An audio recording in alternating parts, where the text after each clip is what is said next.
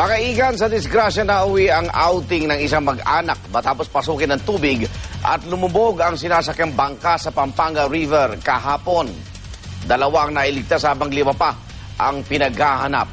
Darito ang report ni Mav Gonzalez.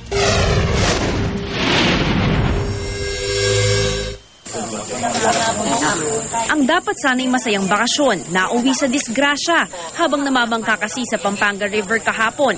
Pinasok ng tubig at lumubog ang bangkang sinasakyan ng isang pamilyang nagbabakasyon. Gulat po ako, umangat na ng gano'n, nagsigawan na sila.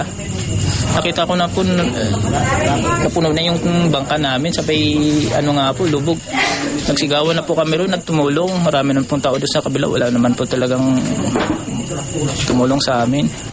Alas 2 ng hapon nagkayaya ang mamangka ang magkakaanak na namamasyal mula Baysa, Quezon City at San Luis, Pampanga.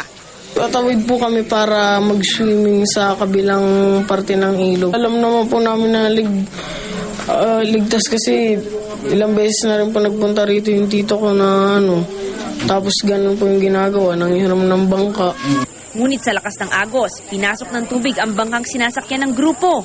Maraming butas po yung bangka. Siguro sa sobrang dami namin, overloaded na po. Tapos yung tubig po, mabilis po yung pasok ng tubig. Kaya po mabilis na napuno yung bangka. Ngunit tila isang himala ang nakapagsalba sa dalawang nakaligtas. Inisip ko, sabi ko, wala na, patay na kami. Sabi ko, hindi ko na kaya. Sabi ko, Lord, tulungan mo na lang. Tulungan mo kami, sabi ko na gano'n.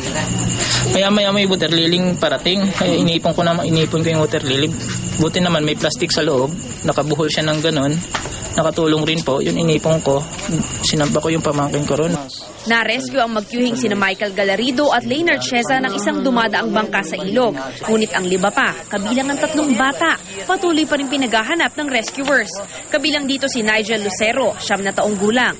Aldrey Guevara, 7 taong gulang. Juvelin Guevara, 8 taong gulang. Alvin Guevara, 32 taong gulang. At Rhea Guevara, 34 na taong gulang. Itinigil muna ang rescue operations alas 6 kagabi dahil zero visibility na sa lugar at itutuloy ngayong umaga. Ito ang unang balita mula sa Pampanga. Mav Gonzalez reporting.